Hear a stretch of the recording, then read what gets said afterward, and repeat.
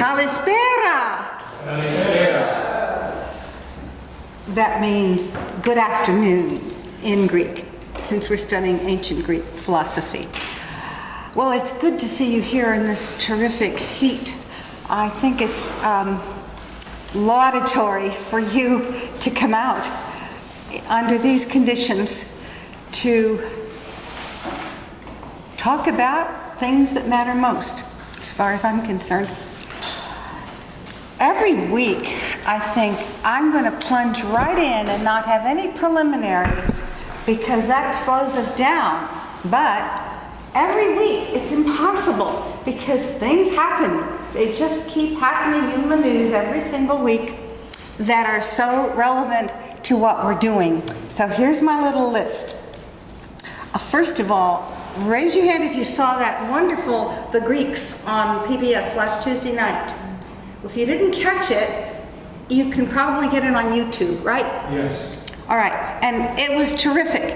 And I learned, or I relearned, was reminded of some more Greek words that are in our own vocabulary. So if you saw that, you saw that the Greeks, the ancient Greeks of Athens in particular, they were so completely immersed in their wonderful new invention, namely a democracy, that it was a civic duty to participate very fully in it.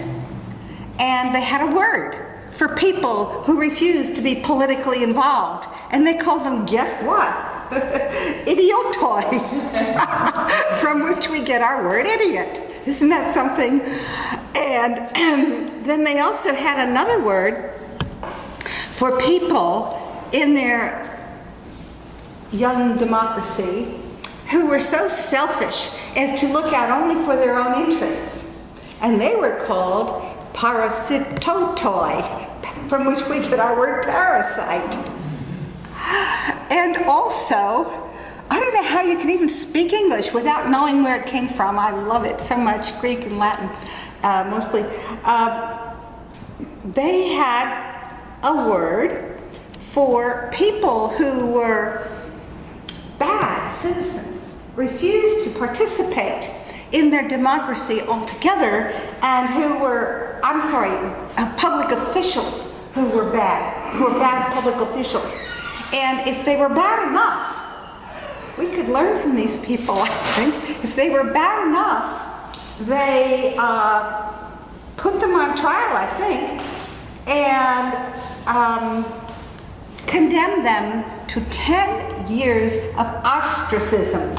And they had that word, ostraciseo, that's the adjective form. Anyway, we get our word ostracism from the people. Now imagine, if your public citizens aren't performing their duties properly, you get together and you pitch them out for 10 whole years. And listen, if you were an Athenian and you got kicked out of Athens, that truly was a punishment. Well, I'm only saying how I fell in love with these Greeks so long ago because I thought they're so much like us, or rather, we're so much like them, and we could go back and learn more than one thing, I believe, from these wonderful people. Okay, now also in the news, last Sunday, I don't know if I've mentioned this before, I might have. If you had to take away all my news programs on television, except for 1 hour a week, you said you can have just 1 hour a week. Did I tell you what I would take as my 1 hour? Maybe I didn't mention this in here. I would choose Fareed Zakaria on CNN. It plays at 9 o'clock in the morning, and then it repeats at 12 o'clock. And if you have a VCR, you can program it. And the reason I think he's so wonderful is, I think it's called Global Public Square. GPS, I believe, is what that program is called. He has a truly global perspective on what's going on in the world, including the US of A. And I find that very refreshing and very enlightening. Well, last Sunday, excuse me, he told his audience about something I already knew about because I'd heard it on CBS Radio the previous week. And here's what he told the audience. I'll introduce what he told them with what I'm always telling you. I'm always telling you, translations matter. Boy, do they matter. Because what he said was, he reported what I heard a long program about, namely that an Arabic scholar, a woman, a female Arabic scholar, had dug into mistranslations of the Quran and had established, and evidently this has been confirmed by other Arabic scholars, not all of them of course, but many of them. She turned up the fact, apparently, that we've all heard about 72 virgins being promised to the martyr for Islam. Well, it wasn't 72 virgins, it was 72 raisins. Raisins, my friends, raisins. If you don't believe me, if you think this is just impossible to believe, check this out. Check out last Sunday's 12 o'clock, CNN, Fareed Zakaria, I think his program is called GPS, Global Public Square. And I truly recommend this program to you as a regular thing. I heard the raisins. So they're blowing themselves up for raisins? Yes, they're blowing themselves up for raisins. Good raisins. And by the way,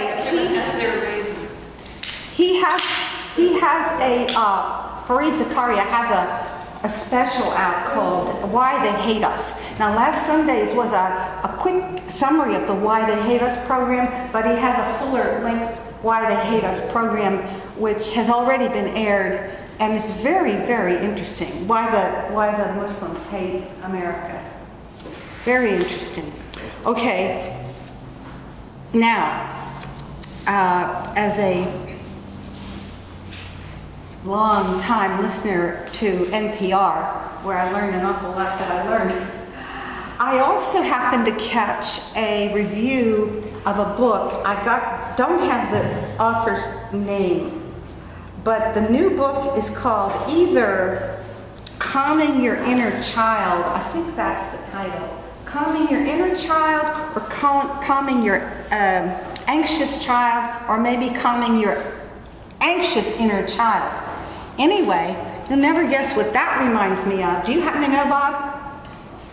Well, I've been looking for the exact citation, the passage. It's in the Phaedo. I have to find it somewhere. Somewhere in the Phaedo, which is what we're studying today still, is a place where Simmias and Cebes, two of Socrates' friends, are objecting to his claim that the soul is immortal. And at one point, they listen to some of the arguments and they worry. And I believe this is in the interlude. It's called the interlude. I think it's his answer to Cebes, but I couldn't find it just now. Anyway, Cebes, I'm not sure which of them, maybe both of them. They're both worried that the soul really is not immortal. They're worried that it's going to blow up in pieces and be blown away by the wind. And what Socrates says is, calm your inner child. Those exact words are in the Phaedo, in one of the translations, and I'll dig it up eventually. That's it, calm your inner child. So, it's amazing. I just find it so amazing how much, not only philosophy, but psychology, we find stated for the very first time in the works of Plato. We'll be hearing lots more about that. Something else that was in the news. Oh yeah, I've got it right here. Well, not a single solitary week goes by that there isn't something in our Denton Record Chronicle, I'm saying it right, not the way some people say it. There's an article that says that in Texas, where pre-K is scorned by some conservatives as godless, quote unquote, godless, It goes on about our governor's initiatives and so on. And I looked at that, I thought, what? Pre-K is godless? Where do they get that? And here's where they get it. I looked down further on and it says that it seems that some people, influential Tea Party activists to be exact, called preschool something, quote, historically promoted in socialist countries. That makes it godless. That makes it godless to some people. Now, I'll tell you what this reminds me of. By the way, we will be studying the metaphysical core of the Republic eventually. We are not going to study the political science aspect of it. I'm not competent in that area. I've never been, never claimed to be. However, a few surface things even I know, namely everybody knows that Plato thought that we won't have a good and just government until either philosophers become kings or kings become philosophers. Well, friends, if I were philosopher queen,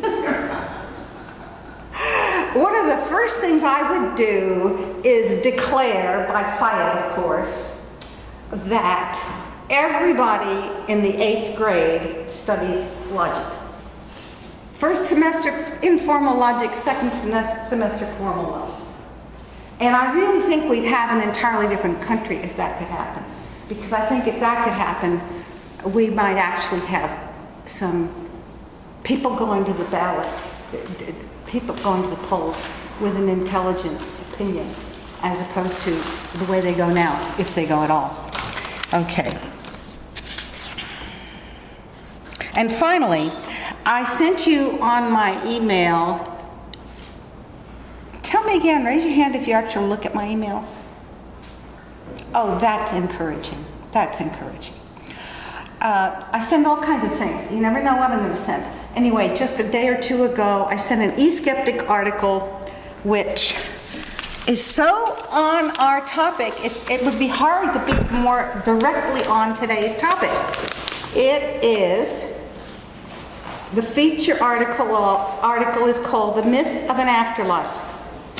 And it's a sustained argument against the existence of an afterlife. And these arguments, I read through it all. I've been reading these arguments since as long as I can remember. They never really changed much. They're essentially the same arguments as you get, we're going to talk about today, from Cebes and Simmias. And basically, the arguments come from the biological sciences on the one side, that's Cebes, and from Simmias, the physical scientists on the other side. And what's so interesting to me is this article that I just sent you, it is a bit convoluted, but it basically, the essence of it isn't all that different. It's just 2,400 years later. So there we are on today's current events report. Oh, thank you. What I'm going to do next is give you my considered opinion on what's really most important in the Phaedo. Now, this is, thank you.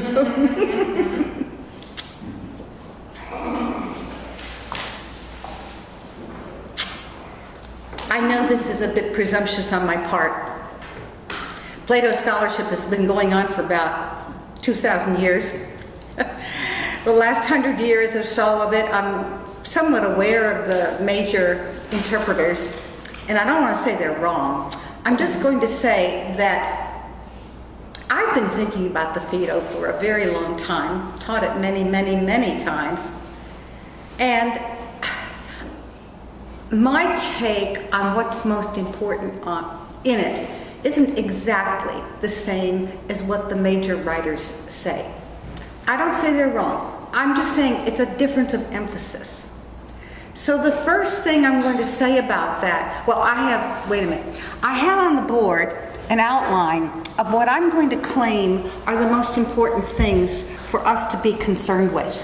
Because, you know, after all, it would be perfectly reasonable for people like you in the 21st century to say, why are we spending all this time on this musty, dusty old thing? Who cares? And the arguments are, it's a thicket, a forest of complicated arguments. And is this really worth the trouble? And yes, I think it's worth the trouble, but I grant you it's hard sorting it all out. So I do my best to sort it out for you, and I'm doing it my own way. So what I wrote on the board today is my outline of... Eva, did you mean epistemology or epistemology? Oh, thank you. I thank you. Oh. Thank you. Yes. From the Greek episteme, meaning knowledge, and logos, meaning explanation, science. Thank you very much. Please correct anything you see up there. Speaking of correcting, let me finish that and I'll come to the correcting. Okay, I've written here what I regard as the 5 most important claims made in the Phaedo that are still very controversial claims that are relevant for our lives today. And I'm coming back to that in a minute. On the little board, I put a revised edition of the famous twin pillars of Platonism.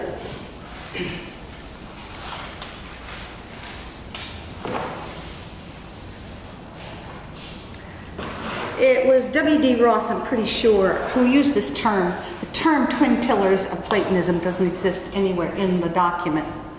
But W.D. Ross says in his book about the Republic that the core of the Phaedo is the twin pillars. And I locate this discussion in Phaedo 77, if anybody's interested in looking it up, where Socrates says that the argument for the existence of, for the immortality of the soul and the existence of the forms, that the arguments for them stand and fall together. Now, it never says it as clearly as I think I just said it. It's nowhere that clear. But I think that's where it comes from. I don't actually have a reference for it from Ross. Anyway, I put this on the board for you before, and I did it from memory, and I think I probably didn't get it quite accurately. So if you have an older version of this, please replace it with this newer version. So the twin pillars are the immortality of the soul, and I don't think that's accurate either. I'm coming back to that. That's not my inaccuracy. The immortality of the soul and the existence of the forms, together they support the doctrine of recollection, says Socrates, says Plato in the mouth of Socrates in the Phaedo. And what connects them is the doctrine of recollection. I think I put it differently before. But you know, I made a mistake before, let's face it. I didn't get it right. But I looked and I've read this argument, this passage, 6, 7, 8 times. And the more closely I look, the more I'm convinced there's something a little wrong here. Not with what I said, I think with what, I know I'm being outrageous here, with what I think W.D. Ross said. Because Ross says it's the immortality of the soul. And I think, if you look really closely at what Socrates actually says in that context, it's only the pre-existence of the soul. At that point in the argument, he's only established the pre-existence of the soul. Now, of course, he needs to have the pre-existence to establish, he thinks, the immortality eventually. But that's just a small notion, small item. I'll read you this passage. And of course, you probably know that when you translate Greek, you need 3 or 4 times as many words for whatever's in the Greek, because we don't have exact translation. So this is much shorter in the Greek, but I'm reading, of course, the English. He writes, and I'm at, well, actually, it's just before 77, it's 76E. Then Simmias, if, as we are forever repeating, beauty and good and the other ideas, should say forms, really exist, and if we refer all the objects of sensible perception to these ideas which were formerly ours and which we find to be ours still, and compare sensible objects with them, then, just as they exist, our souls must have existed before ever we were born. But if they do not exist, then our reasoning will have been thrown away. Is it so? If these ideas exist, does it not at once follow that our souls must have existed before we were born? And if they do not exist, then neither did our souls. Admirably put, Socrates, says Simmias. I think that the necessity is the same for the one as for the other. The reasoning has reached a place of safety in the common proof. That's where he gets that. But see, he's really only talking about the pre-existence. So, it's my study of this passage over and over and over that led me to what's on the board here. Because the more I thought about it, the more I thought, this Phaedo is an enormously important dialogue in the history of Western civilization. I told you last week. I think it's at the source of many important ideas in the history of mathematics, the thing about equality, science, what's called scientific realism, certainly value objectivism, about which we're going to be saying a whole lot more, the whole history of religion, and so forth. And I think that it's been studied and studied and studied and studied and used and used and used and used by all kinds of people. But I want to put the emphasis in a slightly different place, because I think that what fascinates a lot of people, namely the doctrine of recollection, isn't what's most important here. A lot of people find that as most important. Now that's up to you. Maybe there are people who believe in past lives. I don't mean to be too intrusive, but anybody here believe in past lives? No? Well, I know there are people in this class who do, they just don't happen to be here. Okay, so people who believe in past lives sometimes get corroboration from this dialogue, whether they know it or not. Also, people who believe in immortality of the soul.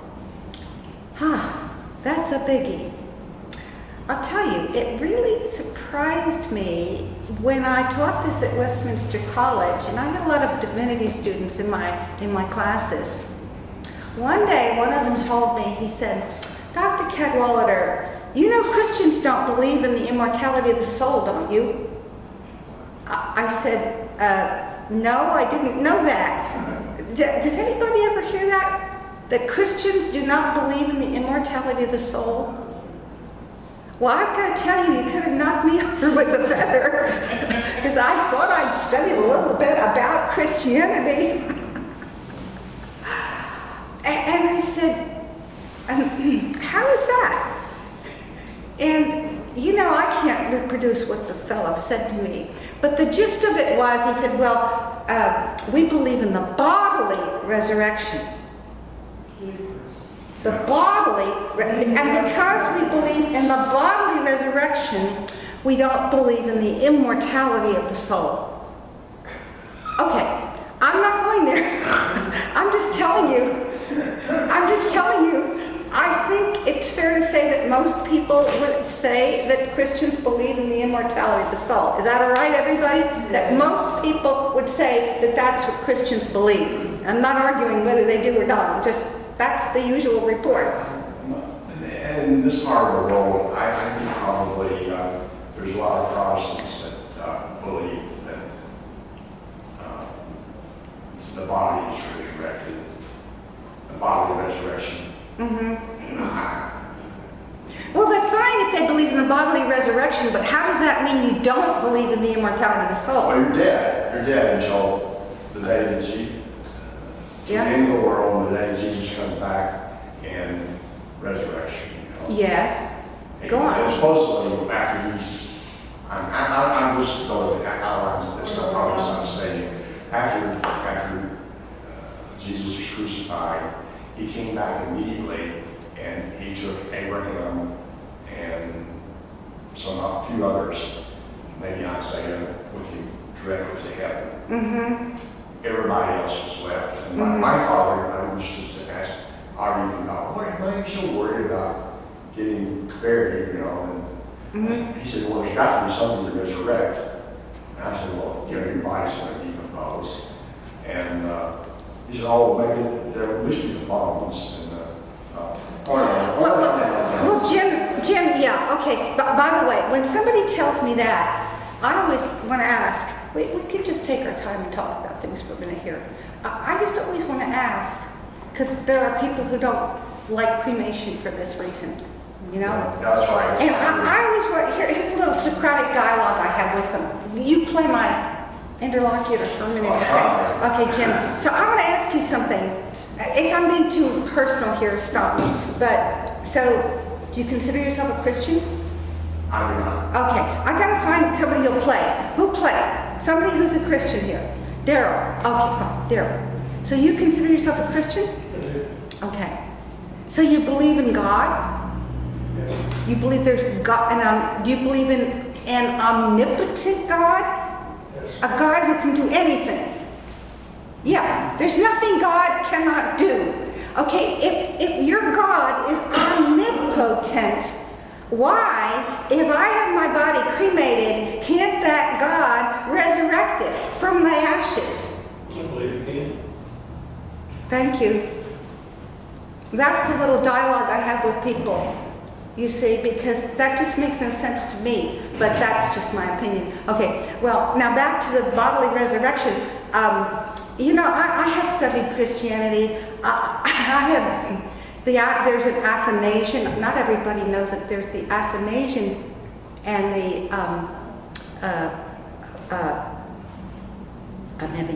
there's the. Talking about the creeds. Just a moment. Say on Sunday morning. Say on Sunday morning, the Nicene, thank you. That's right. Great. There's before the Nicene, there was the Athanasian, and then the Nicene, and then the Apostles' Creed. All three of them. They all refer to the bodily. It's true. They say the resurrection of the body. Okay, I'm aware of that. Okay, but I don't see how that has anything to do with whether or not the soul is immortal.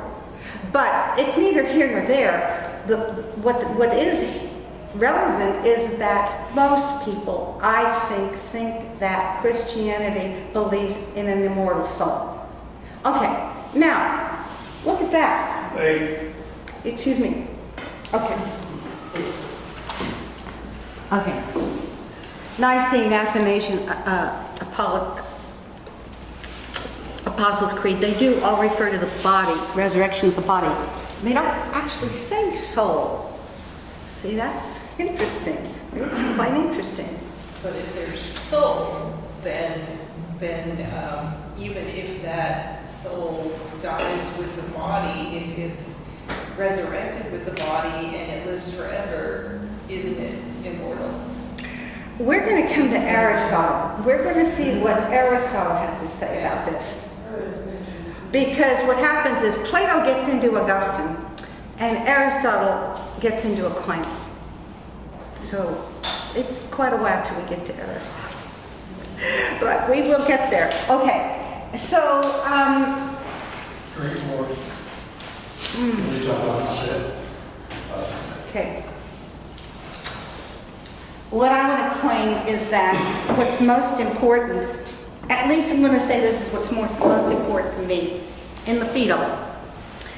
You don't see immortality of the soul up there. We'll get to the soul again in a minute. Okay, I think what's most important, first and foremost, is objectivism And we're going to hear more about that. You already heard about that. Objectivism, and this is a metaphysical claim. Metaphysics, you remember, is ontology, epistemology. What exists and how do we know it? Okay? So objectivism is the view that somehow objectively in reality there are certain objective truths, I'll call them for the moment, I don't like to say entities, but truths which are there to be discovered, that we don't invent them, they're not creations of the human mind, they're there to be discovered. And examples of them are, first of all, mathematical, such as equality, which is Plato's own example.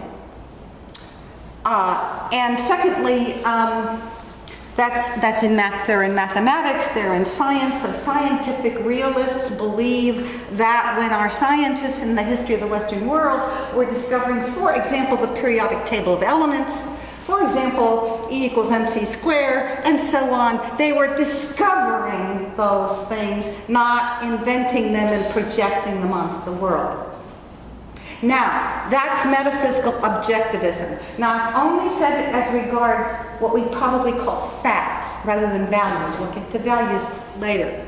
Secondly, teleology. What I really want to talk about today is teleology, because teleology we haven't gotten into yet. Teleology is found, importantly, very, very, very importantly, in the Phaedo, in the answer to Simmias.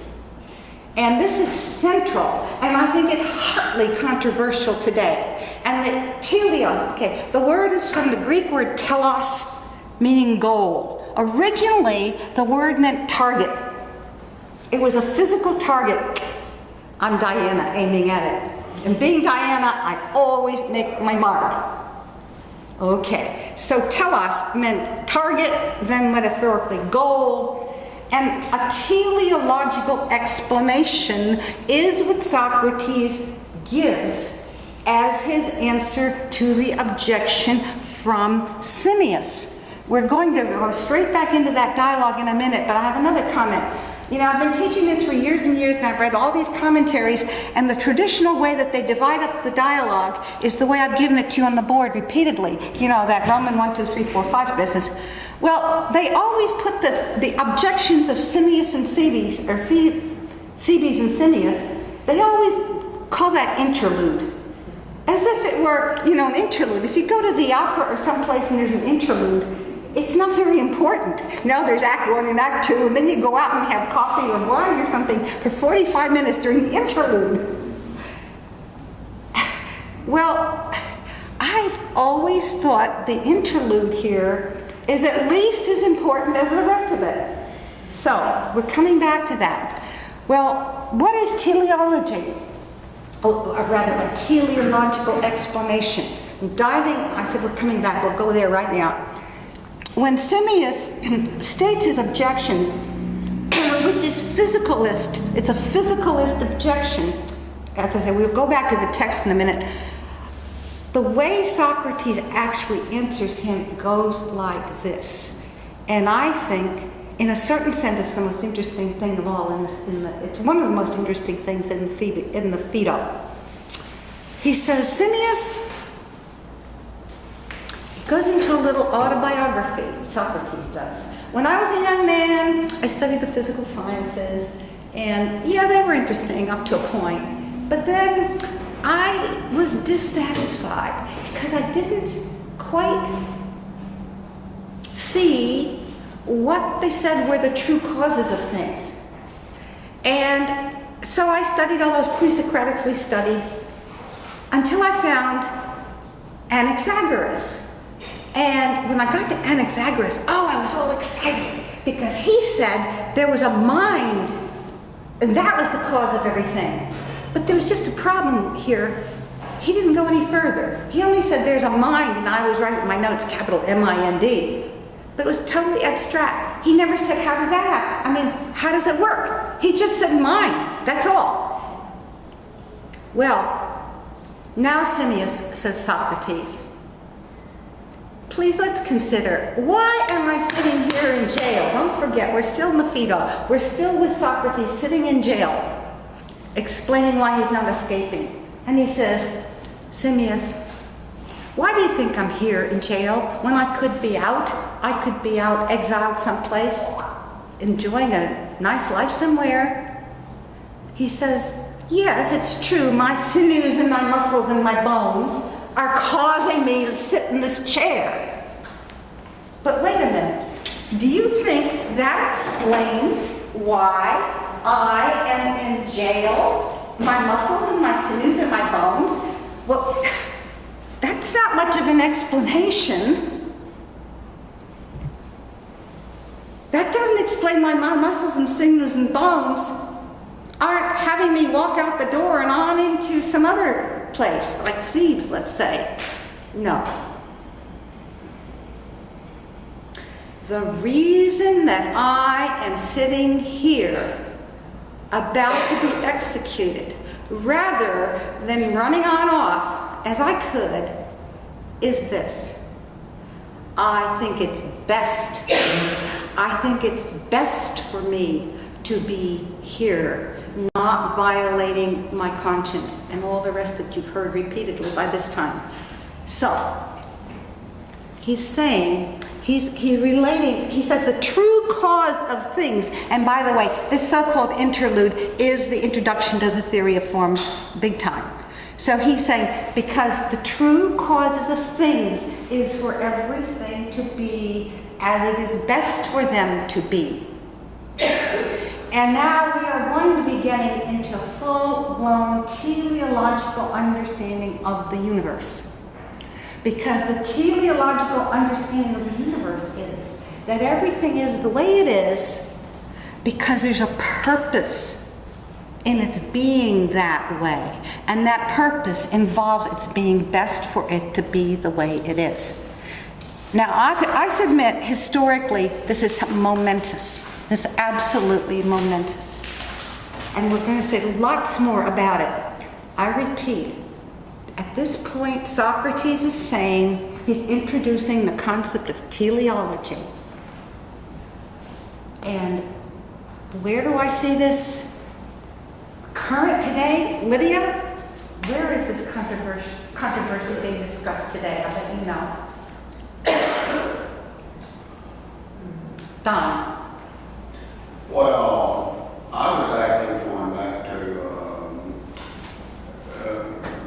childhood psychology and adult psychology, that there is a process by which we unfold ourselves, you know, in a healthy way. Mm-hmm. And what is it? Self-actualization. I would say, I mean, in America here, we believe that the process that is unfolding is democracy. And we are going to have to impress, you know, democracy across the world here. That's one of our teleological expectations here in America, is that we're exceptional because we've got the truth. Okay, that's a political version of it, and I know politics is an interest of yours, history of politics is an interest of yours. I wasn't thinking of that one, but yes, of course. Yes, absolutely. The idea, let me put it some different ways. The idea that purpose is at the heart of reality. Where is this hotly controversial today? So are you talking about cosmology and evolution? Yes, I am. Yes, I am. I'm talking about the whole creationism debate. That's what I'm talking about. So the question is reality put together, shall we say, by mechanistic causes, which are completely mechanistic, mindlessly mechanistic? Is reality at its heart mechanistic? Is causation mechanistic? Or is causation teleological? If it's teleological, that implies that somehow or other there's purpose. And usually people think that if there's purpose, there's mind. So that's the problem. There's the controversy. Is there mind behind, poet and I don't know, is there mind behind everything? That, if you follow that along, the people who would say that are creationists, are a version of it. And people, I'm teaching, not preaching, I'm trying to present the issue. The issue is whether the universe is mechanistically caused or teleologically caused. I don't want to dwell any more on that just now, because I've got a lot more to go on here. I say, though, that I think this has somehow not been emphasized as much by the commentaries on the Phaedo as I think it needs to be, because I think this is about as hot a controversy as we have in this country today. Is it not? Yes, it isn't simplistic to, I don't know if there's really a contradiction there. Jim, I don't either. It's a false dichotomy. You can have purpose and still directions. I agree with you. I agree with you. My point right here is that Socrates is making a binary. Socrates is saying either it's mechanistic or it is teleological. He's not using that language. I'm using that language. And I say that many, many people believe that. And I don't. But we're not here about my position. I do think that from a logical point of view, there is no problem with having both. I think they could be compatible. And I think that many, many intelligent people believe that they can be compatible. What do you have, a soul or what? Mechanistic and teleology. Yeah, it's like this, you can have a soul and a what? You can have purpose and still believe that the explanation of physical laws is mechanistic and still believe there's purpose or Let's see, you're I not say saying there's an end to it. I'm confused. Say it again loud and clear there for everybody, Jim, please. You believe? Maybe you should, if you don't like, maybe you should read Wilson, I can't remember his first name, who's a professor emeritus at Harvard. He has a book out on the social context of Earth, which is essentially an explanation of evolution. But anyway, I'll try to say it again. I don't see any conflict between believing that things are mechanistic and also that there's a purpose, you know. I think there's a purpose. I think there is a purpose. Okay, let me put it this way. To be very, very simplistic about it, some people think there is a conflict between scientific explanations and religious explanations, between science and religion. I don't happen to be one of those people. We're not here about what I think, not primarily about controversial issues like that. I don't think that they are incompatible, but I say that Socrates here is presenting it as if they were. He's saying either or. And I'm saying he is starting the ball rolling on this momentous issue that carries right on through history. Okay? Okay.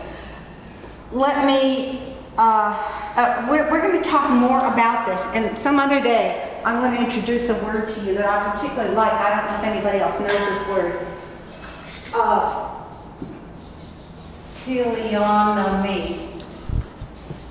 Anybody know this word? Yeah, because I know it from Terrence Deacon's book.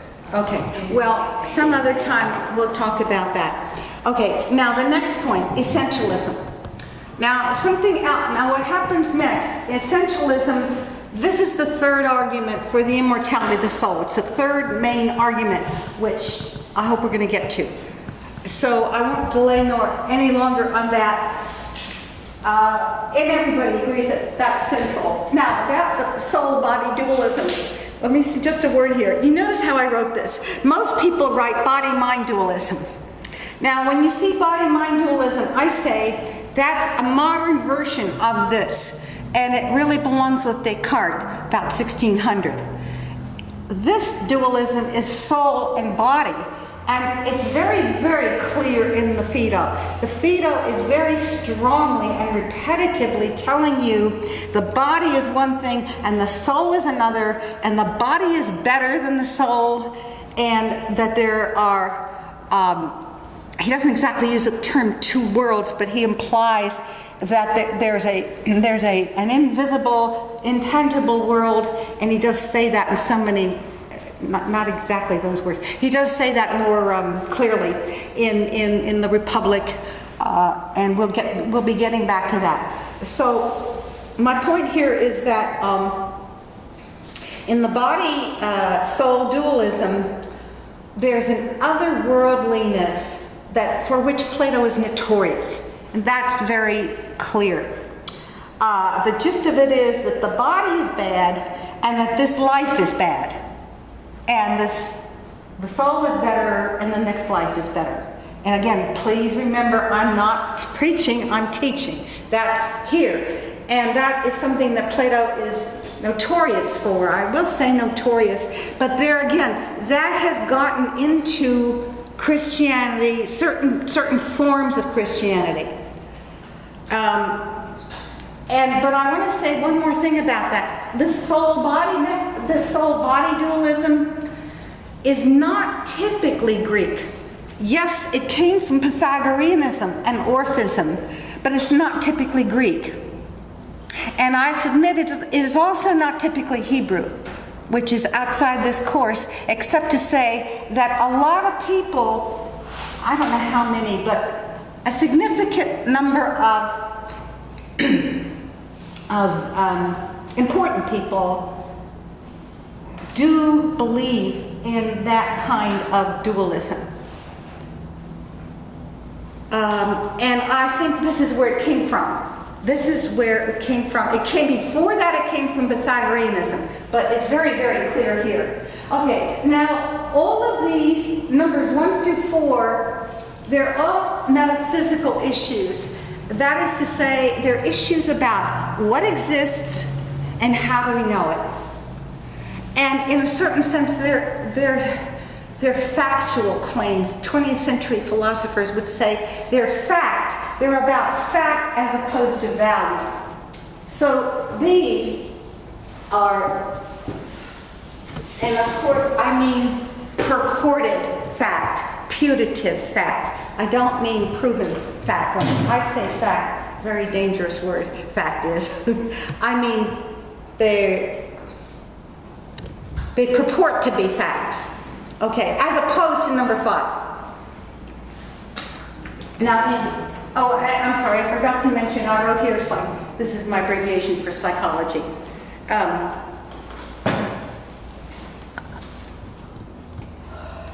So, a whole theory of psychology is introduced here, and we will probably spend a whole class on Plato's psychology, which some of you are familiar with Plato. There's the famous theory of the tripartite soul, the soul with 3 parts. And actually, that theory comes into play in the Phaedo indirectly and implicitly. And we'll come to that in a minute. Okay, now, so these are all factual claims as opposed to, this is about the is, the fact or the is versus the ought or the should. All through the dialogue, we do know that Plato himself says repeatedly that the whole dialogue is written as almost a kind of tribute or justification of the life of Socrates. And what there? Well, Socrates' conviction that we ought to live virtuously. We ought to live with arete. We ought to live with justice, dike suni. Anyway, we ought to live righteously. So if we have the soul, which is all important, we should take care of it. That's the most important thing in life, is tendance of the soul, goes the translation, or taking care of your soul. And how do you do that? How do you take care of your soul? Well, first of all, you examine your life. The unexamined life is not worth living. And secondly, you do what your inner voice tells you is the right thing to do. Now, notice what I just said. What your inner voice tells you is the right thing to do. Well, that right thing takes us right back over here. It takes us back to the theory of forms, which we're coming to right now. So anyway, let's just say this is today's effort of mine to tell you what I think is most important in the Phaedo. And I jumped into this for the reason that I figured summer is coming, your attendance is going to be more and more sporadic, and you might never get to hear this. I might be finishing the Phaedo without you ever hearing what I think is the most important. What I'm planning to do now is go on into the text bit by bit, and eventually I want to have another time for discussion of all of it. But I don't want to have the discussion until I can lay it all out. Now there's one more thing that I'd like to call your attention to, and that is what I call Plato's fallibilism. This word fallibilism means capable of being mistaken. Capable of being mistaken. Now, it's true that in some places, and increasingly as time goes on in the writings of Plato, in some places Plato is very certain about things and says he believes such and such with great confidence. However, I think this gets overlooked sometimes, namely that I've marked some of these passages, just a few of them. In many places, that's something somebody could maybe write a PhD dissertation about, collecting them through the entire corpus of Plato's writings, collect them all. That'd be fun. If I had another few lifetimes, I might do that. Anyway, I want to read you a few. This work is full of the word if, I-F.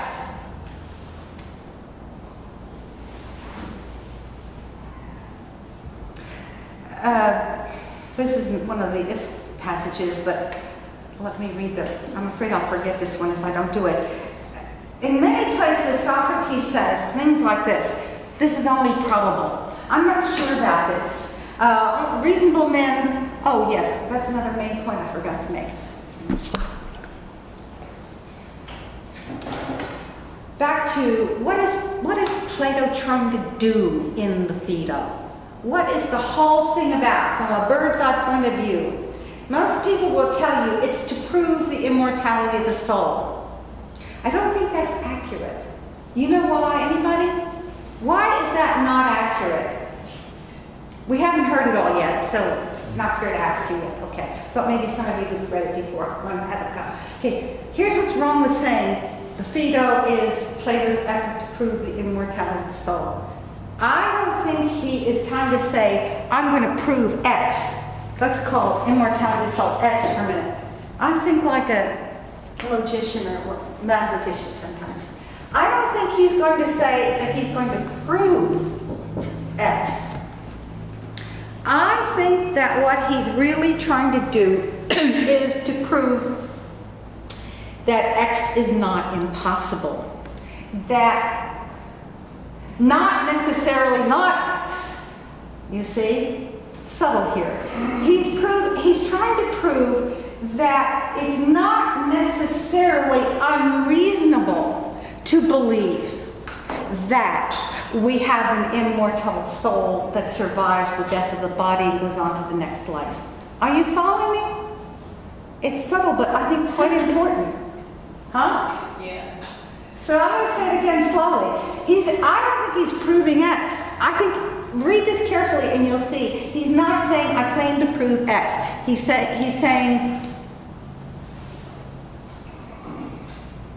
reasonable people disagree, but it's not necessarily foolish. In fact, he uses that word. It's not necessarily foolish to believe that we have an immortal soul that goes on to the next life. So let me read you a few of these little passages here. He writes, 85C, in these matters, certain that knowledge is impossible. He says, if this is impossible, accept the best of human arguments, the hardest to refute, and risk riding on this raft as if we were in the voyage of life. He's talking about our logic might be on a raft of a strong current.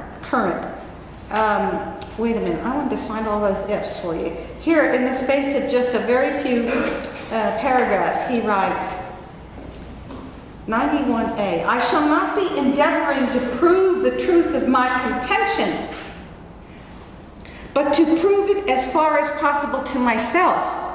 Well, I should read it. I shall not be endeavoring to prove the truth of my contention to the assembled company, except perhaps incidentally, but to prove it as far as possible to myself.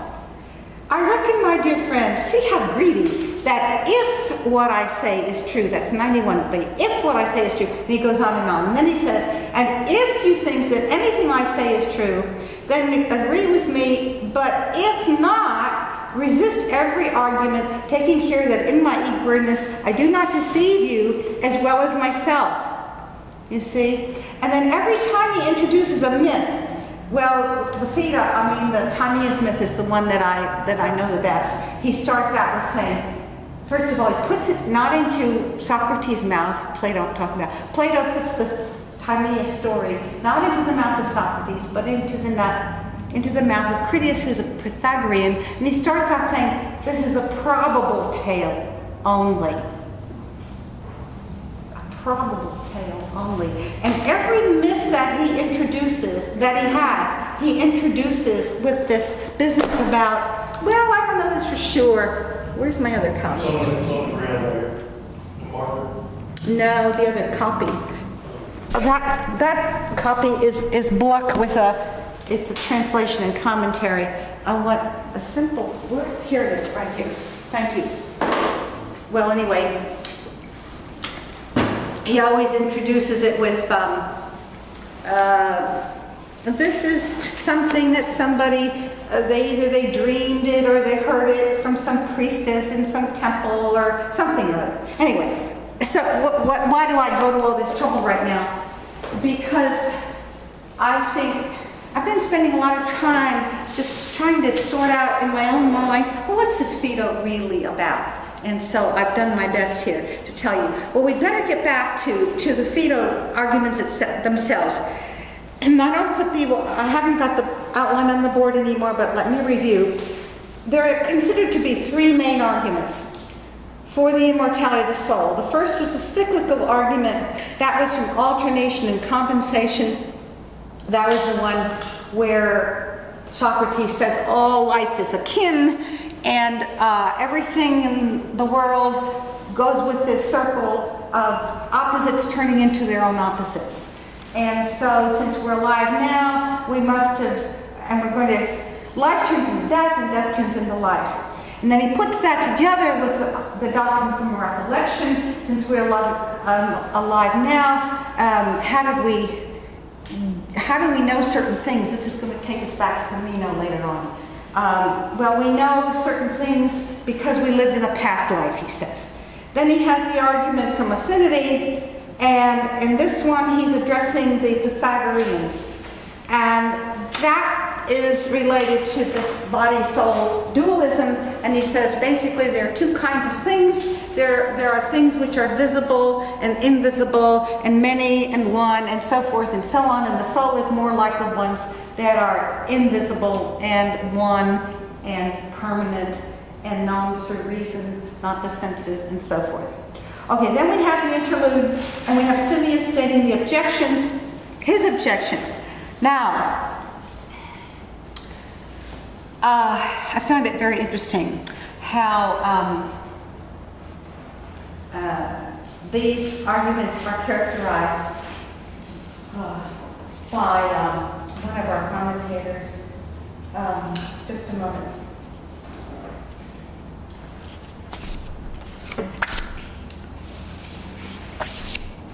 Just a moment.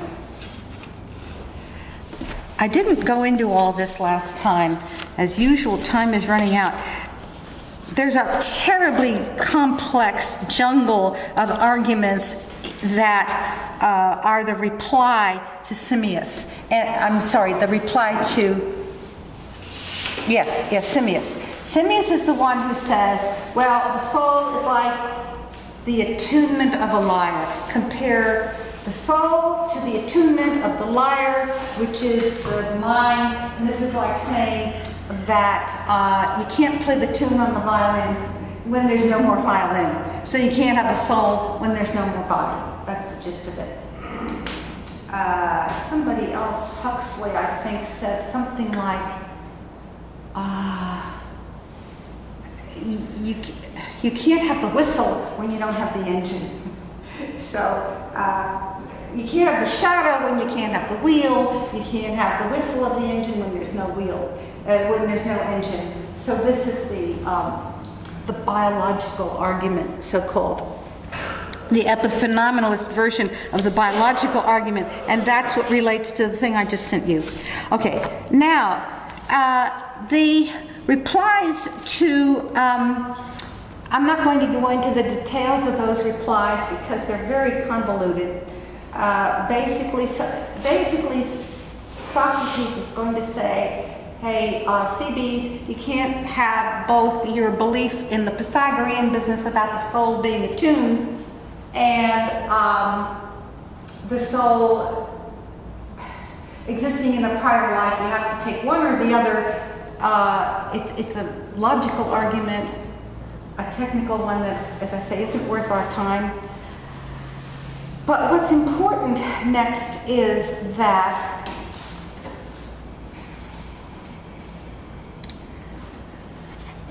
when Socrates tries to say that Simmias is wrong in thinking that the soul is like an attunement, what he's missing, says Socrates, is that, and you can disagree with this because I do too, I don't think it's a good argument, but Socrates is saying, look, an instrument is either in tune or out of tune. And I think that's silly if you played an instrument. I don't think that's true. But that's what he said. He's taking a very absolutist idea of in tune and out of tune. And you know, my brother had perfect pitch. He was a professional violinist. My brother would probably have agreed with him. You know, eating your bang on 440, 440 absolute, what do you call it? Hertz. Vibrations per second. You're either bang on 440 vibrations per second for middle C, or you're not. My brother would have agreed with this, but it doesn't make sense to me. I'm just an amateur violist. Socrates though argues that, and he says the trouble with that. I lose my track of who I'm talking about. Simmias. The trouble with that Simmias is this: souls have different degrees of moral worth. Some people are morally better than other people. Now, this way of speaking is rather difficult for us to follow, I think, because you have to really realize that this is Socrates way before, it's before Plato, it's before Aristotle, it's before logic, it's before things that we take for granted have been stated. But what he's trying to say is this. It's like I said one day before in here. It's like if I have a car that won't start when it's 30 below zero when I'm living in Buffalo, New York, then, as I used to do, I say, oh, this isn't much of a car.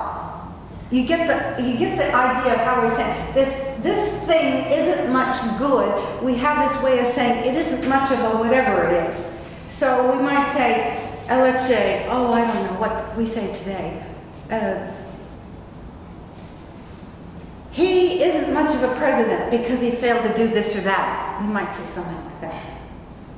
She's not much of a friend if she wouldn't rescue me when I really needed her. Something, we have this isn't much of a kind of locution, as if somehow, look, this is how this goes. It's as if somehow, let's just take this for the being. I have to get Aristotelian with this now. It's as if everything, the NEX has a certain being. And the being of the thing is in direct relation to its arete, to its virtue. My clunking car does not have the virtue of starting on time. My would-be friend does not have the virtue of helping me when I'm in need. Our president doesn't, you get the idea. They're not much, a given X is not much of an X. So some things are more of an X than other things are of an X. Okay, you with me? Some people have more moral worth than other people have. That's the argument. So the argument are you with me? I have a question. Yeah, go ahead. The statement, okay, some people have more moral worth than others. Mm-hmm. Is there a gradation in that they're not capable of being more moral? No, that as a matter of fact, I'm glad you asked that, because he's appealing to actual moral experience. It's your experience and mine. Maybe we've had a friend who's betrayed us. Heaven help us, you see. It's a matter of experience. Some friends are friends in need. They're friends indeed, and others aren't. That's a matter of moral experience. Okay, this is really quite important, I think. So to answer Simmias here, the logic goes, the fact that we have that people are of differing moral worth is in contradiction to this idea that the soul is like a lyre which can either be in tune or out of tune. In other words, either you have a friend or you don't have a friend. Are you with me? That's the logic. Now, all I care about here is the fact that Plato is using a moral argument. He's using an argument from moral worth. Now, there's another argument he uses that is a moral argument. This is all in this interlude, which people sort of don't make a big deal out of. Another thing he says is, and what he's doing now is, it's interesting another way. I've been telling you how he's so Pythagorean, but see, he's departing from being a Pythagorean now. He's now taking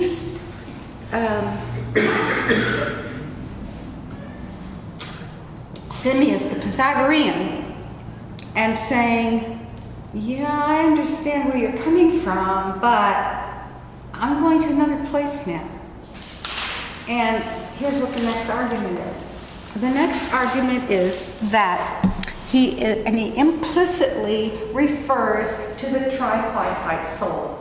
The notion that the soul, the human soul, has three parts. It has a rational part, it has an appetitive part, and it has a spirited part. So the rational part is reason. The appetitive part is the appetites that are always, he has these interesting phrases. The appetites are always being ruled by pleasure and pain, he says. They're always needing water or wanting sex or this or that. And he says every time we allow ourselves to be ruled by pleasure and pain, it's like putting a nail, that's his metaphor, pounding a nail into yourself. You're being tortured by pounding nails of pleasure and pain into yourself. These little bits of psychology are interesting. Anyway, but what he says is that in moral experience, we experience moral struggle. We experience this. Something happens and we want to do A, but we know it's wrong. And we struggle. And how is that possible? His example isn't very appealing to us today. The example has to do with somebody witnesses a corpse, witnesses somebody being killed in battle or something. He wants to go looking at the corpse, and that there's something morally revolting about that. And so he thinks that it's immoral to go look at the corpse, but he wants to do it anyway. He's got this voyeurism thing in him. And as I say, it doesn't connect with our lives very much, I think, but the point is entirely moral struggle. The time comes when you're tempted to do something wrong, and a part of you wants to do it, and a part of you knows it's wrong. And here's the point, it's pretty subtle. He says, how do we know, how is it possible for us to have the moral struggle? There's only one way it's possible for us to have the moral struggle, and that is we have a knowledge of right and wrong. Part of our soul has seen the form of rightness, of righteousness, of true justice. And the fact that we have that shows that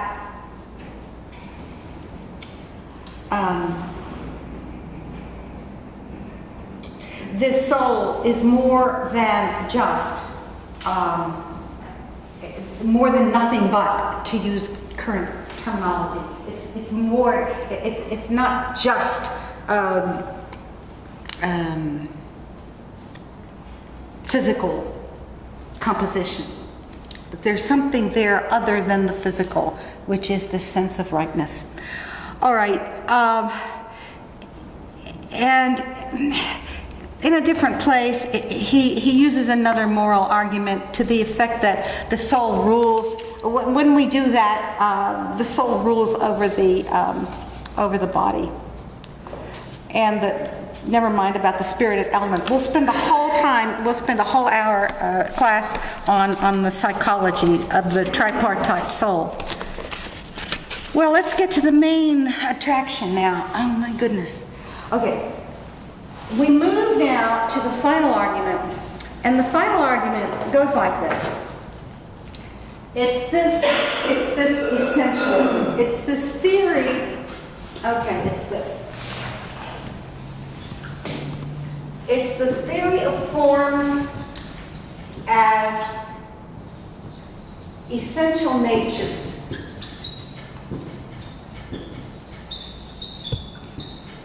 Now, again, this is absolutely momentous in the history of Western philosophy. What Socrates is now going to say is that certain things have certain essential natures. I can't erase this board. Certain things, or rather everything, just a minute. I've got to erase this board. We have to wait till Aristotle to make this really clear. Socrates makes it clear enough if you read it carefully, if you have some background in philosophy, but if you don't have, you might not know what he's talking about.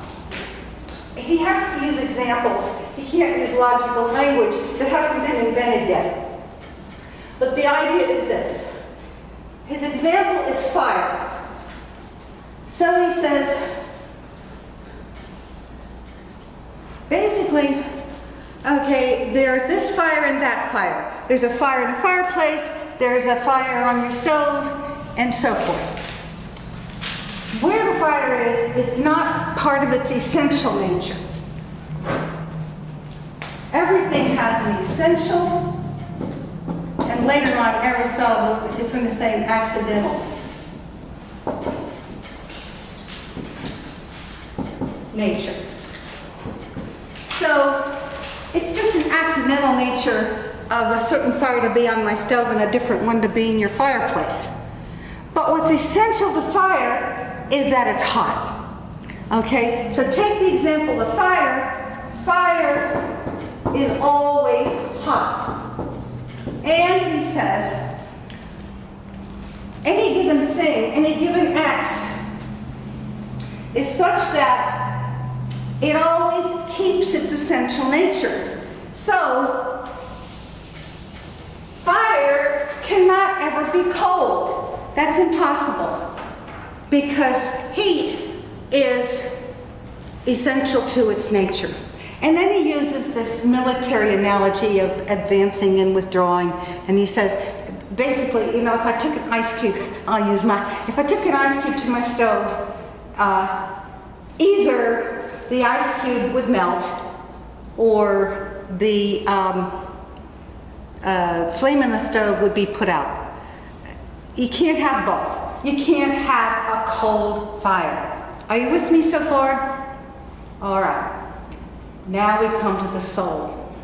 He says, the soul has an essential nature. And the essential nature of the soul is life. Now, by the way, I'm warning you now, spoiler, this argument isn't going to work, but he thinks it does, or at least he acts as if he thinks it does. He says, soul, the essential nature of soul. Oh, please.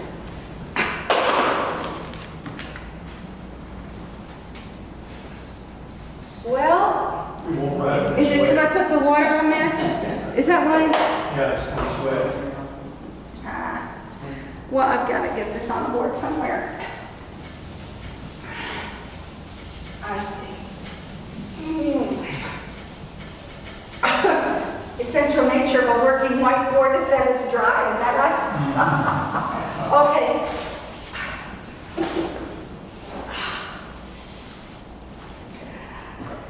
Fire is to heat as soul is to life. You cannot have a dead soul any more than you could have a cold fire. That's the argument. Can you get that without my putting it on some board? Okay. Just as you cannot have a cold fire, you cannot have a dead soul. That's the argument. What's the problem, somebody? Anybody? And he says at the end of all this, now I haven't quite proved this, but he gives some cautions here. So we cannot have a dead soul. No, there's no immortality. Excuse me? There is no immortality. Well, wait a minute. Well, okay, I didn't finish. Okay, so just as you cannot have a cold fire, you cannot have a dead soul. Therefore, souls are always alive. And there's a Greek equation that, always alive means immortal. And there's a Greek cultural assumption that immortal equals divine. That seems strange to us, but that's because they divided beings into mortals and immortals, gods and humans. Do they differentiate between eternal and immortal? No. Okay. Okay, so there's no such thing as a dead soul. So he says a soul is always alive, and that equals immortal.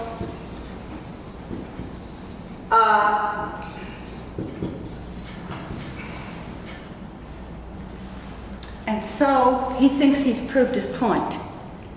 Now there's a critical problem with this. And so far I've been presenting the Phaedo uncritically. There are lots of other problems with it, but this is so critical, we gotta talk about it. Does anybody see a problem here? Maggie? Does the soul not need, excuse me, does the soul not need a body to exist? You know, he sort of overlooks that. He just sort of swishes by that. You're warm. You're very warm on what the problem is. The problem, our time is going, so let me see if I can get this on the board really fast. The Greek word, psyche, had more than one meaning. Actually, you could tease out 5 of them, but we're just going to do 2.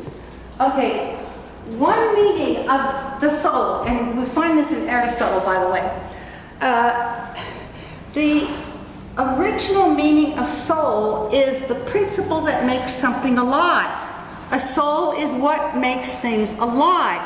And when we get to Aristotle, we're going to have Aristotle detailing levels of soul. There's a vegetative soul, and there's an animal soul, and a higher animal soul, and finally human soul. There are all these levels of soul because all the word psyche, all that word psyche means is to be alive. In other words, by definition,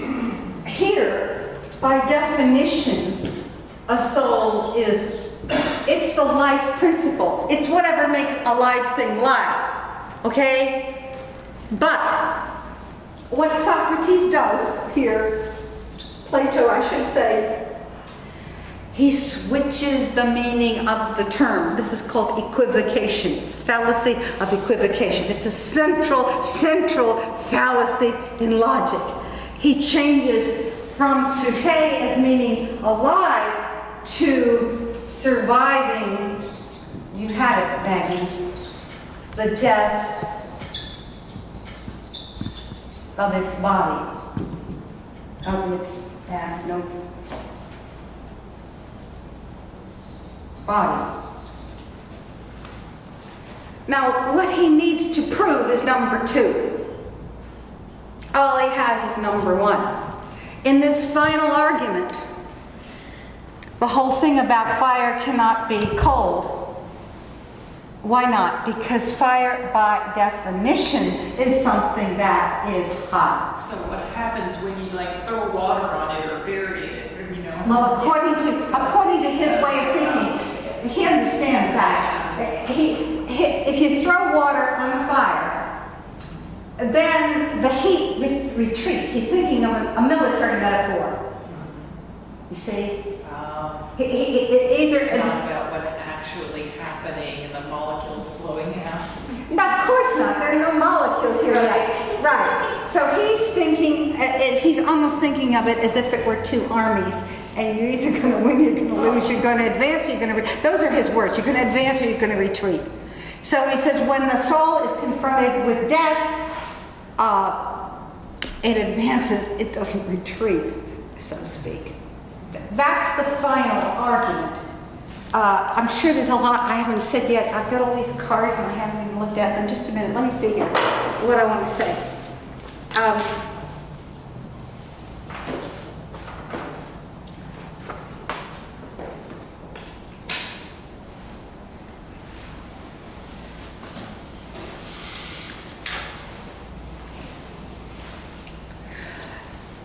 What I want to say is, okay, this argument doesn't work. You know, I don't know if even Plato was convinced by it. Because Plato was no fool. But what's important about the argument, friends, is this theory of, I'm calling it essentialism, as philosophers often call it. And the theory is this, that everything that exists, that everything has being, to be more accurate.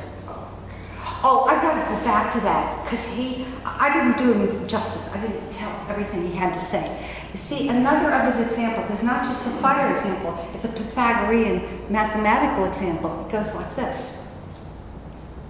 The number 3, the essential nature of number 3 is oddness. Now, you can't have 3 things and have them somehow turn into an even number. I mean, if you have 3 things and you add a 4th apple, let's say, either it becomes 4, at which point it becomes an even number in the series of even numbers, or it doesn't. Binary thinking, mathematical thinking, it's a very important analogy he uses here. It goes on quite a great length about that. So if you're reading this, it's a little hard to follow all this, but it's really, really important. So, the theory of essential natures is this. I first said things, but I shouldn't say things because numbers aren't things. I should say being. Everything, we can't say it without saying thing here. Even in the Greek, the word thing isn't actually there. It's interesting, but in English it's hard to say it this way.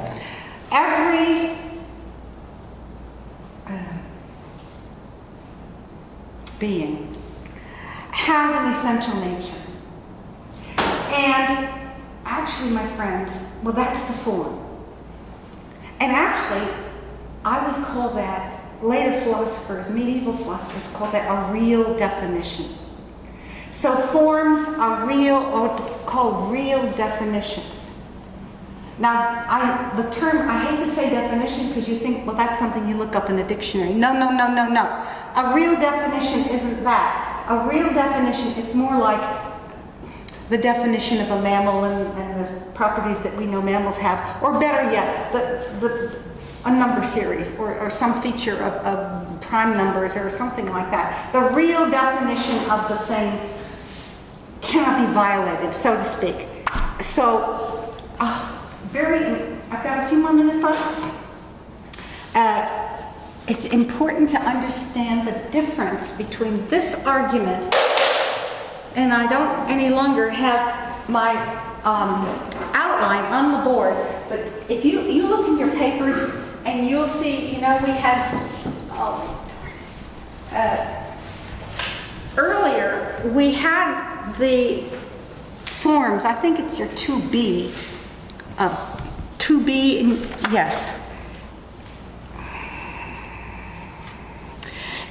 In what I first called 2B, the argument from recollection, where I introduced the twin pillars, where Plato introduced the forms are referred to there. That argument using the forms is different from this argument in the following way. And we're going to say more about this when time permits. Plato is really resolving one of the 5 major controversies. Actually, he's resolving all the 5 major controversies right here. Because in argument 2B, the argument that involved alternation and compensation, remember? Where he said things turn into their own opposites, remember? Well, you see, there, he was talking about physical things turn into their own opposites. So Heraclitus is right. When it comes to physical reality, things turn into their own opposites. But when it comes to forms, things never become their own opposites. On the contrary, they will not admit of their own opposites. I think it's time's up. 48. What a place to start. Now what we're going to do next, I can't say exactly, but what we're going to do next, I think I'm going to get to the Meno very briefly, because the Meno plays a role here. I'm going to try to present that very briefly and then have most of our time be on discussion, because we have absorbed a great deal here and it warrants discussion in terms of contemporary issues and lives and so forth. See you next time. You got